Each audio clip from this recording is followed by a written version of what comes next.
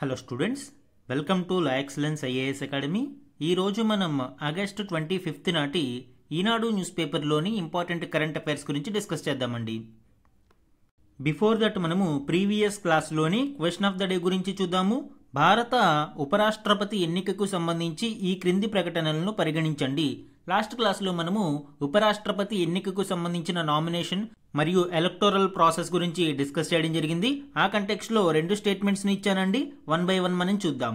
ఎన్నికైన మరియు నామినేట్ చేయబడిన పార్లమెంటు సభ్యులు ఇద్దరూ ఎలక్టోరల్ కాలేజ్లో భాగం. ఎస్, ఈ స్టేట్మెంట్ కరెక్ట్ అండి. మనకి ఉపరాష్ట్రపతి ఎన్నికకు సంబంధించి ఎలక్టోరల్ కాలేజీలో both elected and nominated members ఇద్దరు కూడా సభ్యులుగా ఉంటారు. కాబట్టి స్టేట్మెంట్ 1 కరెక్ట్. అదే ప్రెసిడెంట్కి సంబంధించి అయితే నామినేటెడ్ మెంబర్స్ ఇందులో సభ్యులుగా ఉండరు.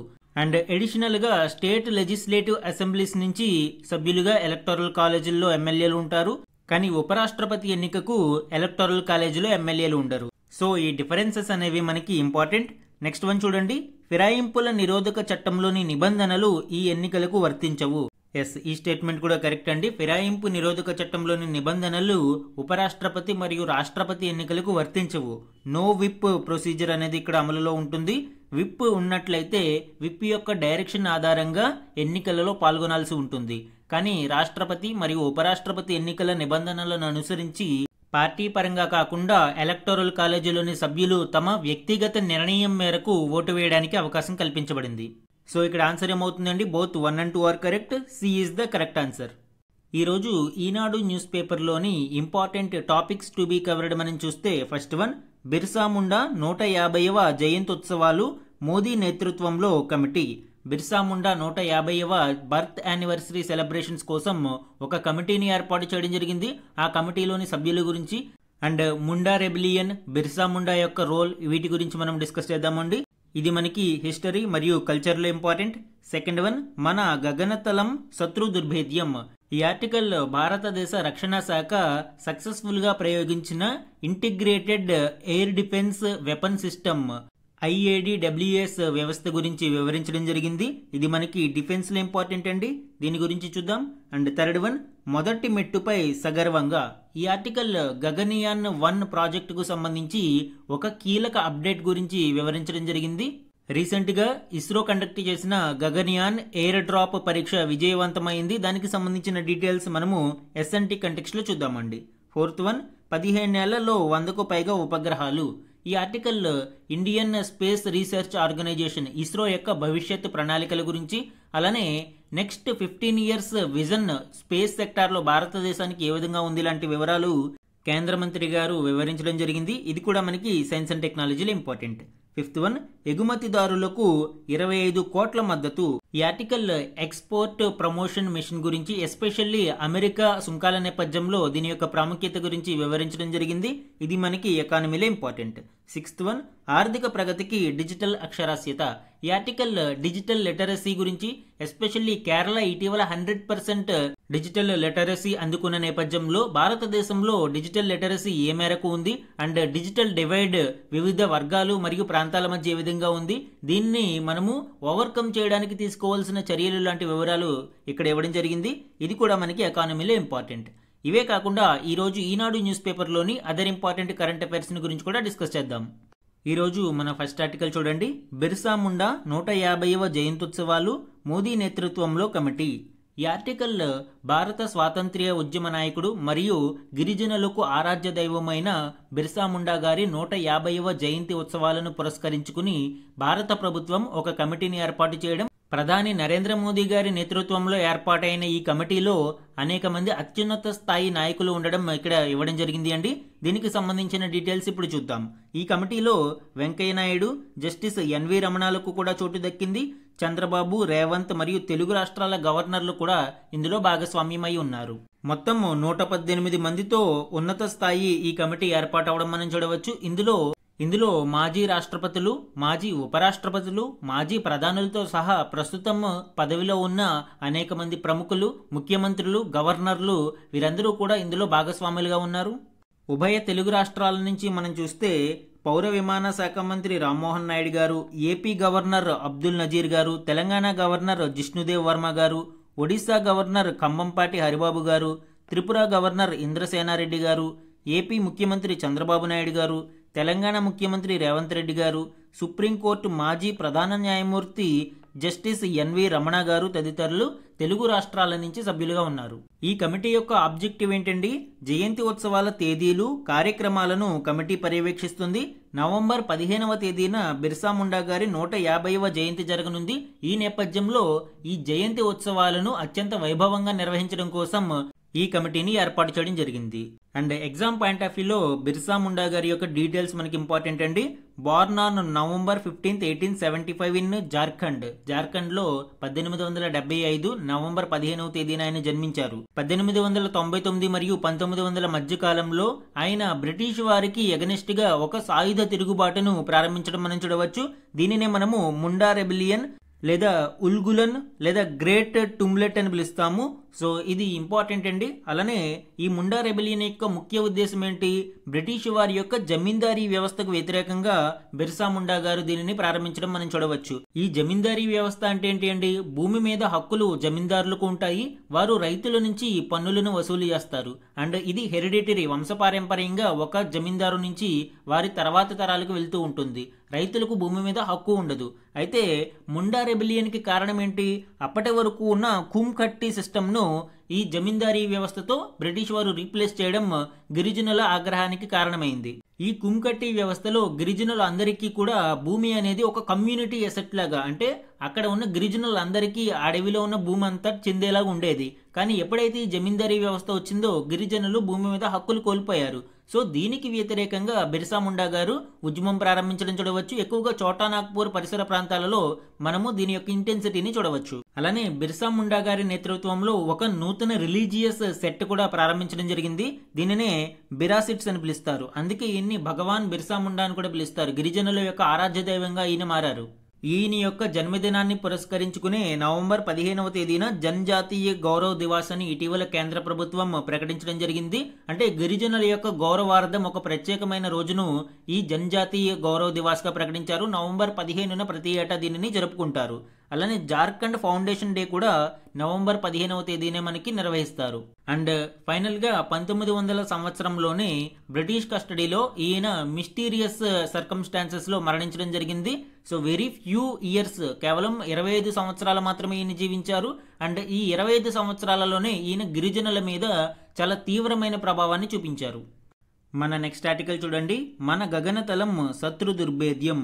ఈ ఆర్టికల్ ఇటీవల భారత ప్రధాని ఇండిపెండెన్స్ డే స్పీచ్ లో భారతదేశం ఒక అత్యున్నత గగనతల రక్షణ వ్యవస్థను ఏర్పాటు చేసుకుంటుంది అని, మిషన్ సుదర్శన్ చక్ర పేరుతో దీనిని వచ్చే 10 ఏళ్లలోపు పూర్తి చేస్తామని ప్రకటించారు. ఈ నేపథ్యంలో దానికి ముందడుగు అన్నట్లుగా భారతదేశ రక్షణ శాఖ తొలి సమీకృత గగనతల రక్షణ ఆయుధ వ్యవస్థను విజయవంతంగా పరీక్షించింది.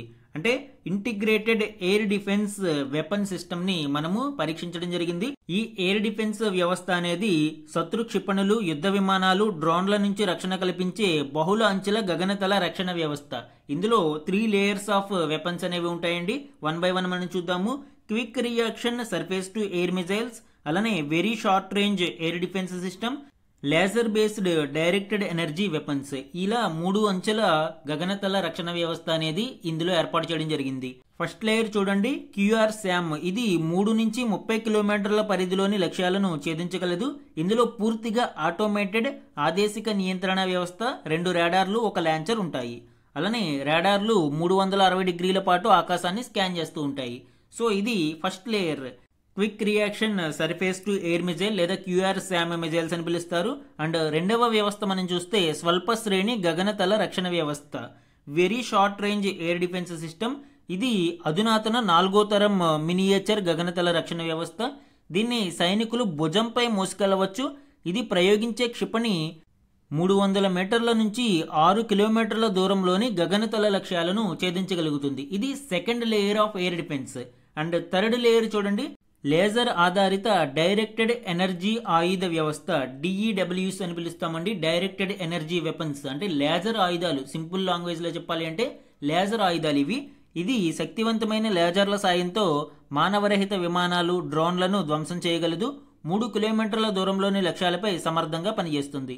ఈ వ్యవస్థ ద్వారా అన్మాన్డ్ ఏరియల్ వెహికల్స్ ని మరియు డ్రోన్లని సమర్థవంతంగా నిర్మూలించవచ్చు.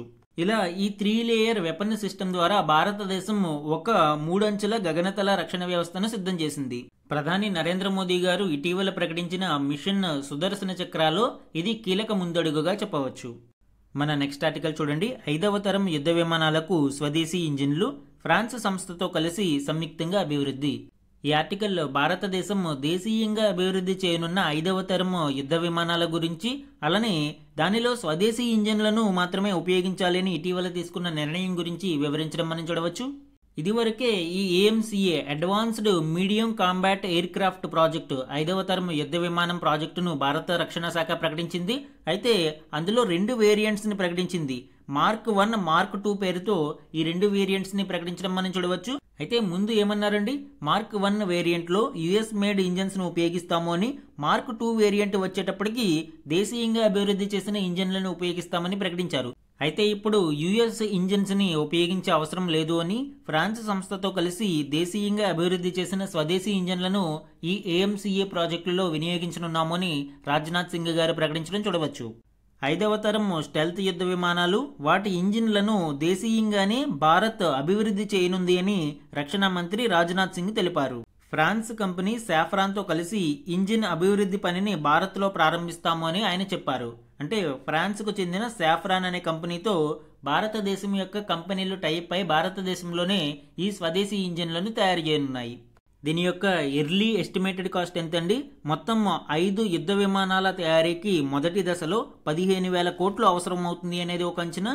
అండ్ దీని యొక్క కీ స్పెసిఫికేషన్స్ ని మనం చూస్తే length 17.6 metres, wing span 11.13 metres, maximum take off weight 25,000 kg, maximum speed 2600 km/h అంటే Mach 2.15, and service ceiling 20,000 metres, and combat range వచ్చి సుమారు 1620 కిలోమీటర్లు, పేలోడ్ కెపాసిటీ వచ్చి 6500 కిలోమీటర్ల వరకు ఇక్కడ మనము ఈ స్పెసిఫికేషన్స్ ని చూడవచ్చు. ముఖ్యంగా ఈ డిజైన్ ఫీచర్ ఇంజిన్స్ విషయంకి వస్తే ట్విన్ ఇంజిన్ కన్ఫిగరేషన్ ని కలిగి ఉంటుంది. ఇప్పుడు ఈ ట్విన్ ఇంజిన్స్ ని మనము స్వదేశీయంగానే ఫ్రాన్స్ కంపెనీ సాఫ్రాన్ తో కలిసి అభివృద్ధి చేయనున్నాము. మన నెక్స్ట్ ఆర్టికల్ చూడండి. మొదటి మెట్టుపై సగర్వంగా. ఈ ఆర్టికల్ ఇటీవల గగన్యాన్ మిషన్ లో భాగంగా మొదటి ఎయిర్ డ్రాప్ పరీక్ష విజయవంతంగా నిర్వహించడం గురించి ఇక్కడ చూడవచ్చు. ఇందులోని కీ డీటెయిల్స్ ఇప్పుడు చూద్దాం. ఈ ఎయిర్ డ్రాప్ పరీక్ష అంటే ఏంటండి? వ్యోమగాములను క్షేమంగా భూమికి తీసుకురావడానికి ఉపయోగించే పారాచూట్లను పరీక్షించడం ఇందులో చూడవచ్చు. మొదటి సమీకృత ఎయిర్ డ్రాప్ పరీక్ష integrated air drop test IADT-1 ను విజయవంతంగా పరీక్షించారు. శ్రీహరికోటలోని షార్ నుంచి ఈ పరీక్షను నిర్వహించారు. సుమారు 5 టన్నుల బరువున్న డమ్మీ క్రూ మాడ్యూల్ ను చినూక్ హెలికాప్టర్ ద్వారా ఆదివారం గగనతలంలోకి తీసుకువెళ్లి తీరానికి 35 కిలోమీటర్ల దూరంలో 3 కిలోమీటర్ల ఎత్తు నుంచి సముద్రంలోకి జారవిడిచారు. ఇక్కడ పిక్చర్ లో మనం చూడవచ్చు అండి, ఈ చినూక్ హెలికాప్టర్ నుంచి ఈ క్రూ మాడ్యూల్ ఏదైతే ఉందో ఇది డమ్మీ క్రూ మాడ్యూల్. ఒరిజినల్ గా క్రూ మాడ్యూల్లో వ్యోమగాములు ఉంటారు. ఇక్కడ అంతే బరువు ఉండే ఒక ఎస్టిమేటెడ్ క్రూ మాడ్యూల్ డమ్మీ దానిని ఏర్పాటు చేసి సముద్రంలోకి జారవిడిచారు. ఇక్కడ చూడవచ్చు మీరు 3 పారాచూట్లు తెరుచుకోవడము, ఇవి సురక్షితంగా ఆ డమ్మీ క్రూ మాడ్యూల్ ని సముద్ర ఉపరితలం మీదకి జారవిడవడం. ఇక్కడ మీరు ఈ పిక్చర్ లో చూడవచ్చు క్రూ మాడ్యూల్ ఏ విధంగా ఉంది అనేది. ఇది డమ్మీ క్రూ మాడ్యూల్ అండి. రేపు భవిష్యత్తులో గగన్యాన్ ప్రాజెక్టును సక్సెస్ఫుల్ గా నిర్వహించిన తర్వాత ఈ క్రూ మాడ్యూల్ ని ఈ పారాచూట్ల సహాయంతో సక్సెస్ఫుల్ గా సముద్ర ఉపరితలం మీదకి తీసుకువస్తారు. ఇందులో కీలకమైన ఈ ఇంటిగ్రేటెడ్ ఎయిర్ డ్రాప్ టెస్ట్ 1 పరీక్షను సమర్థవంతంగా ఇస్రో నిర్వహించింది. మన నెక్స్ట్ ఆర్టికల్ చూడండి. 15 ఏళ్లలో 100కు పైగా ఉపగ్రహాలు, ప్రజా సంక్షేమంలో రోదసీ రంగానికి కీలక పాత్ర. 2028లో చంద్రయాన్ 4 ప్రయోగం, కేంద్ర మంత్రి జితేంద్ర సింగ్ వెల్లడి. ఈ ఆర్టికల్ ఇండియన్ స్పేస్ సెక్టార్ యొక్క విజన్ గురించి, అలానే 15 ఇయర్స్ అప్కమింగ్ 15 ఇయర్స్ కి సంబంధించిన రోడ్ మ్యాప్ గురించి వివరించడం జరిగింది. ముఖ్యంగా ఇందులోని కొన్ని కీలక మిషన్స్ ను గురించి కూడా ప్రస్తావించడం చూడవచ్చు. ఆగస్టు 23వ తేదీన నిర్వహించిన జాతీయ అంతరిక్ష దినోత్సవం కార్యక్రమంలో కేంద్ర మంత్రి జితేంద్ర సింగ్ గారు పాల్గొని భారత రోదసీ రంగానికి సంబంధించిన 15 ఏళ్ల మార్గసూచీని ఆవిష్కరించడం చూడవచ్చు. ఈ రోడ్డు మ్యాప్ యొక్క ప్రాముఖ్యత ఏంటి? నెక్స్ట్ 15 ఇయర్స్ అంటే 2040 వరకు రోదసీ రంగంలో కార్యక్రమాలను ఇది నిర్దేశం చేస్తుంది.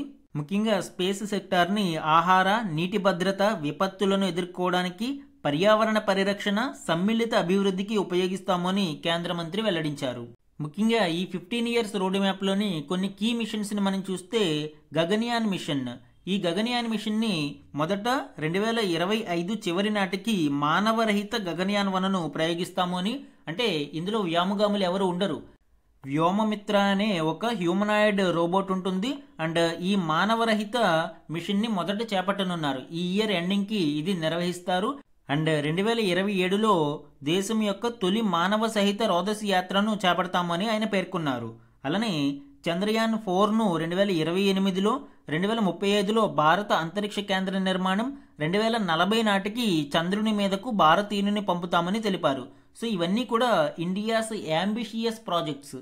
అలానే వీటితో పాటు వీనస్ ఆర్బిటార్ మిషన్, అంటే వీనస్ గ్రహం చుట్టూ తిరిగే ఒక ఆర్బిటార్ మిషన్ని ప్రయోగించనున్నట్లు, and next generation launch vehicle అభివృద్ధికి కూడా ప్రధాని ఆమోదం తెలిపారు అని కేంద్ర మంత్రి జితేంద్ర సింగ్ గారు వెల్లడించారు. అలానే ఇండియన్ స్పేస్ సెక్టార్లో ప్రైవేటు రంగం పాత్ర గురించి వివరిస్తూ ఇటీవలి కాలంలో ఇన్ స్పేస్ మరియు NSIL సంస్థలను ఏర్పాటు చేయడం ద్వారా భారత రోదసీ రంగంలో ప్రైవేటు సెక్టార్ను బలోపేతం చేయడానికి కృషి జరిగింది అని ఆయన వివరించడం చూడవచ్చు. భవిష్యత్తులో ఈ భారత రోదసీ రంగాన్ని మరింత విస్తృతంగా ప్రజా సంక్షేమంలో కీలక పాత్ర పోషించేలాగా అభివృద్ధి చేస్తామని ఆయన ప్రకటించారు. మన నెక్స్ట్ ఆర్టికల్ చూడండి. ఎగుమతిదారులకు 25,000 కోట్ల మద్దతు. ఈ ఆర్టికల్ ఇటీవల 2025-26 కేంద్ర బడ్జెట్లో ప్రకటించిన ఎక్స్పోర్ట్ ప్రమోషన్ మిషన్ గురించి, దానికి సంబంధించిన కీ ఆబ్జెక్టివ్స్ గురించి వివరించడం జరిగింది. ముఖ్యంగా రీసెంట్ అమెరికన్ టారిఫ్స్ నేపథ్యంలో ఈ ఎక్స్పోర్ట్స్ ప్రమోషన్ మిషన్ యొక్క ప్రాముఖ్యత గురించి ఇక్కడ చూడవచ్చు. ఎగుమతి ప్రోత్సాహక మిషన్ కింద ఎగుమతిదారులకు సుమారు 25,000 కోట్ల మద్దతు అందించేందుకు ప్రభుత్వం చర్యలు తీసుకోనున్నట్లు విశ్వసనీయ వర్గాలు తెలిపాయి. ఇది 2025-26 బడ్జెట్లో ప్రకటించారు. దీని ప్రకారం 2025 నుంచి 2031 వరకు 6 ఫైనాన్షియల్ ఇయర్స్లో ఈ ప్రోత్సాహకాలు అందించడానికి సన్నాహాలు చేస్తున్నట్లు తెలుస్తుంది. అంటే ఎవరైతే ఎగుమతిదారులు ఉన్నారో వారిని ఎంకరేజ్ చేయడం కోసం కొన్ని విధానాలను ఇందులో రూపొందించడం జరిగింది. ప్రధానంగా ఎగుమతిదారులకు అవసరమైన సులభతర మరియు అందుబాటు వడ్డీలకు రుణాలను అందించడంపై ఈ పథకం దృష్టి సారించడం చూడవచ్చు. అమెరికా టారిఫ్ వార్ నేపథ్యంలో భారతదేశ ఎగుమతిదారులు నష్టపోకుండా ఉండడానికి ఈ పథకం ఎంతో కొంత ఉపశమనం కలిగించే అవకాశం ఉంది. మన నెక్స్ట్ ఆర్టికల్ చూడండి. భారత సముద్ర ఉత్పత్తుల ఎగుమతులు 62,408 కోట్లు 2024-25పై వాణిజ్య శాఖ వెల్లడి. ఈ ఆర్టికల్ ఇండియన్ మెరైన్ ఎక్స్పోర్ట్స్ గురించి, అలానే ఏ కంట్రీలు మన నుంచి ఎక్కువగా దిగుమతి చేసుకుంటున్నాయి, టోటల్ వాల్యూ ఆఫ్ ఎక్స్పోర్ట్స్ గురించి వివరించడం జరిగింది. దీనిలోని కీ గణాంకాలు ఇక్కడ చూద్దాం.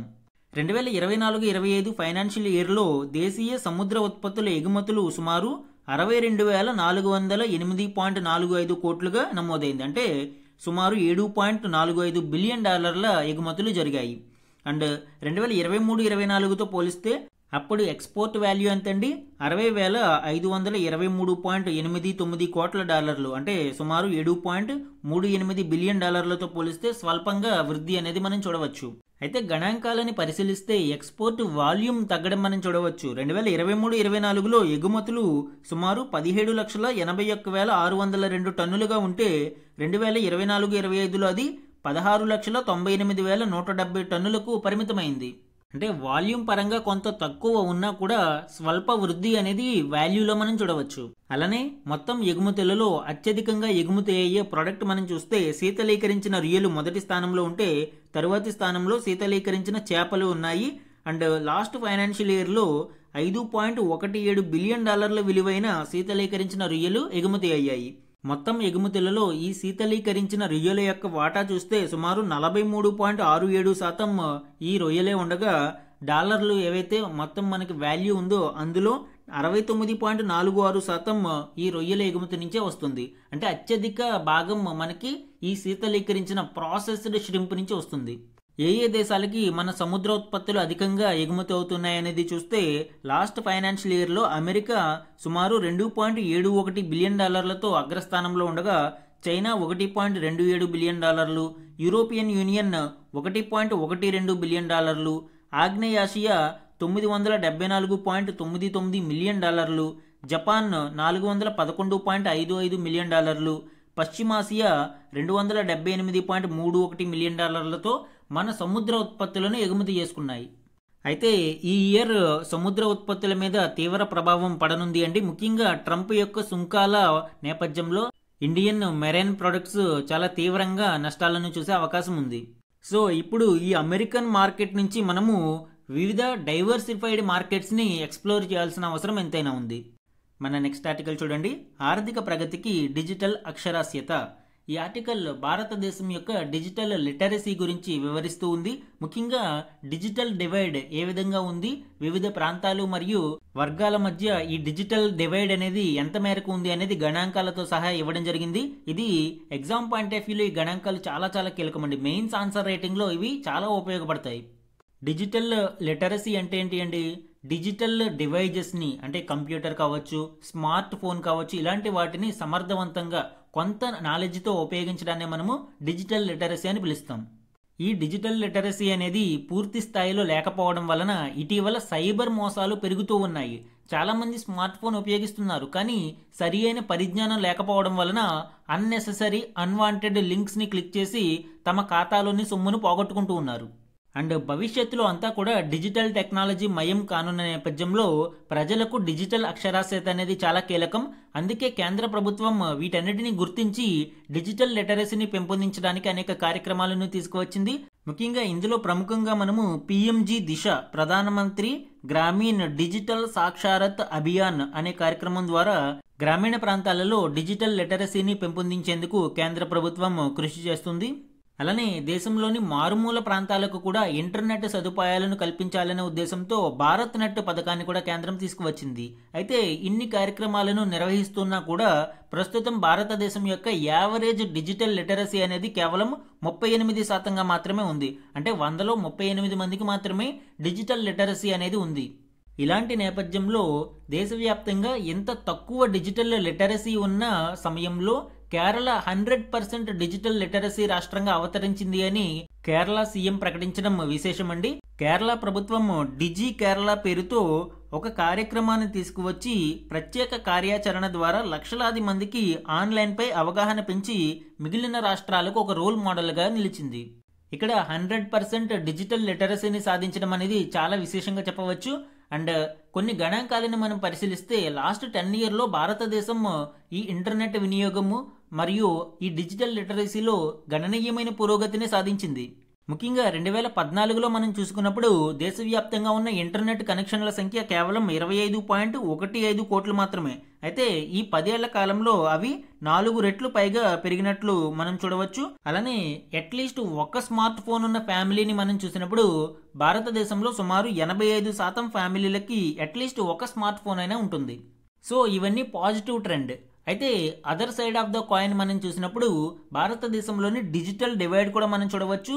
ఎస్పెషల్లీ గ్రామీణ ప్రాంతాలలో ఇప్పటికీ డిజిటల్ అక్షరాస్యత చాలా వెనుకబడి ఉంది.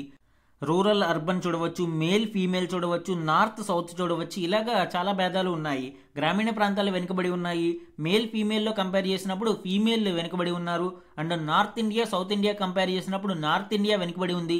ఇలా డిజిటల్ డివైడ్ అనేది అనేక విధాలుగా మనం చూడవచ్చు. ప్రజెంట్ గణాంకాలను మనం చూస్తే డిజిటల్ ఎకానమీ దేశ జీడిపిలో సుమారు 11.74% వాటాను కలిగి ఉంది. 2030 నాటికి అది 20%కి చేరనుంది. అయితే ఇంత వైడ్ పెనెట్రేషన్ ఉన్నా కూడా భారతదేశంలో గ్రామీణ ప్రాంతాలలో ఆన్లైన్ కార్యకలాపాలు కేవలం 59%కి మాత్రమే పరిమితమయ్యాయి. ముఖ్యంగా గ్రామీణ ప్రాంతాలలో ఇంటర్నెట్ సదుపాయాన్ని కల్పించాలనే ఉద్దేశంతో భారత్ నెట్ కార్యక్రమం కింద సుమారు 6.5 లక్షల పంచాయతీలకు బ్రాడ్బ్యాండ్ అనుసంధానతను కల్పించాలి అనేది లక్ష్యంగా పెట్టుకోవడం జరిగింది. అయితే ఇప్పటి వరకు అధికార సమాచారం మేరకు కేవలం 2.14 లక్షల పంచాయతీలకే అది సాధ్యమైంది. అండ్ వీటిలో కూడా నిర్వహణ లోపాలు మరియు స్లో ఇంటర్నెట్ వంటి సమస్యలు చూస్తూ ఉన్నాం. అసలు ప్రపంచవ్యాప్తంగా చూస్తే చైనాలో యావరేజ్ స్పీడ్ ఇంటర్నెట్ స్పీడ్ అనేది 207 MBPS ఉంటే అమెరికాలో 176 MBPSగా ఉంది. ఇండియాకి చూస్తున్నప్పుడు మనము కేవలం 136 MBPSకి అది పరిమితమైంది. ఇవన్నీ కూడా మనము డిజిటల్ ఎంపవర్మెంట్ ఏదైతే అనుకుంటున్నామో దానికి అడ్డంకులుగా మారుతూ ఉన్నాయి. అండ్ వన్ మోర్ పాయింట్ ఏంటి అంటే ఈ డిజిటల్ లిటరసీ అనేది పూర్తి స్థాయిలో లేకపోవడం వలన దేశంలో రోజు రోజుకి సైబర్ మోసాలు అనేవి పెరిగిపోతూ ఉన్నాయండి. 2020 నుంచి 24 మధ్య కాలంలో మనం చూసినప్పుడు సైబర్ మోసాలకు సంబంధించిన ఫిర్యాదులు 900% మేరకు పెరగడం మనం చూడవచ్చు. 900% ఇంక్రీజ్ ఈ సైబర్ నేరాలు మనం చూస్తూ ఉన్నాం. సో ఇప్పటికైనా ప్రభుత్వం ఈ డిజిటల్ డివైడ్ మీద దృష్టి సారించాల్సిన అవసరం ఉంది. గ్రామీణ ప్రాంతాలను ముఖ్యంగా డిజిటల్ కనెక్టివిటీకి దగ్గర చేయడము, ప్రజలందరినీ డిజిటల్ ఎకానమీలో భాగస్వామ్యం చేయడం ద్వారా భారతదేశ ఆర్థిక వ్యవస్థను మరింత పటిష్టం చేయడానికి కృషి చేయాల్సిన అవసరం ఉంది.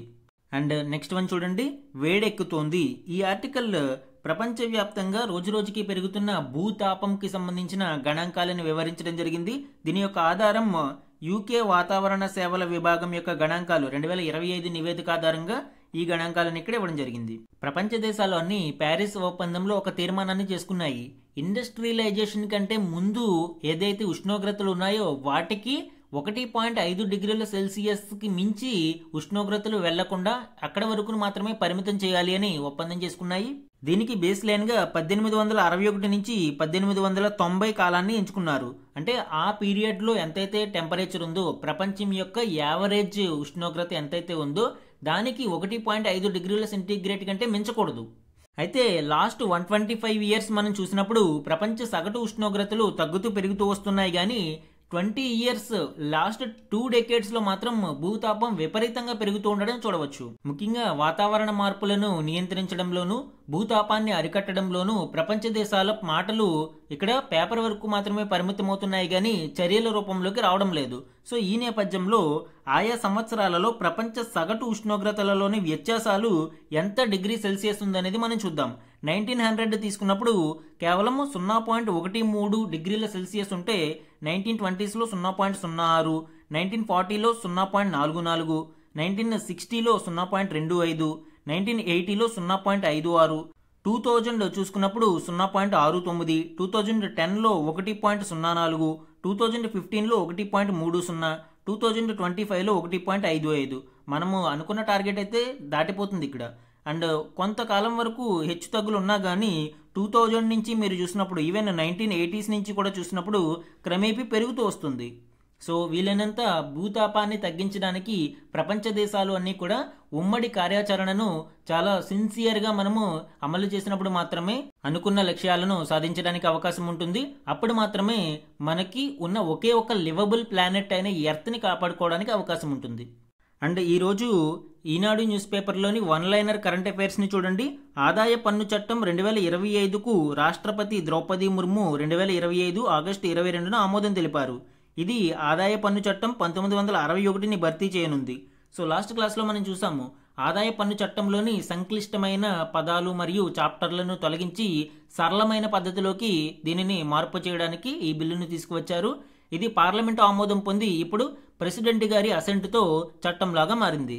అండ్ నెక్స్ట్ ఇంపార్టెంట్ వన్ చూడండి, విదేశీ డిజిటల్ సర్వీసులపై ఆధారపడకుండా సొంత డిజిటల్ సేవలను అందుబాటులోకి తీసుకురావాలనే ఆలోచనతో వాట్సాప్కు ప్రత్యామ్నాయంగా రష్యా సొంత యాప్ను రూపొందించింది. ప్రతి ఒక్కరి మొబైల్ ఫోన్ మరియు ట్యాబ్లెట్లలో ప్రీ ఇన్స్టాల్ యాప్గా మ్యాక్స్ను ఉంచాలని ఇటీవల ఆదేశాలు జారీ చేసింది. సో వాట్సాప్ ప్లేస్లో రష్యా ఈ మ్యాక్స్ అనే యాప్ని డెవలప్ చేసింది. ప్రతి ఒక్కరి మొబైల్లో కూడా దీనిని ప్రీ ఇన్స్టాల్ చేసుకోవాలని ఆదేశాలు కూడా జారీ చేసింది. అండ్ ఈరోజు మన క్వశ్చన్ ఆఫ్ ద డే గురించి చూడండి. భారతదేశ చరిత్రను దృష్టిలో ఉంచుకుని ఉల్గులన్ లేదా గ్రేట్ టుమ్లెట్ అనేది క్రింది వాటిలో దేనిని వర్ణిస్తుంది? ఇది నేను ఓన్గా ప్రిపేర్ చేసిన క్వశ్చన్ కాదండి. యూపీఎస్సీ ప్రీవియస్ ఇయర్ క్వశ్చన్ 2020లో ఈ క్వశ్చన్ అడగడం జరిగింది. ఇక్కడ 4 ఆప్షన్స్ని ఇచ్చాను. ఇందులోని కరెక్ట్ ఆప్షన్ని ఐడెంటిఫై చేసి ఆన్సర్ని కామెంట్ సెక్షన్లో కామెంట్ చేయండి.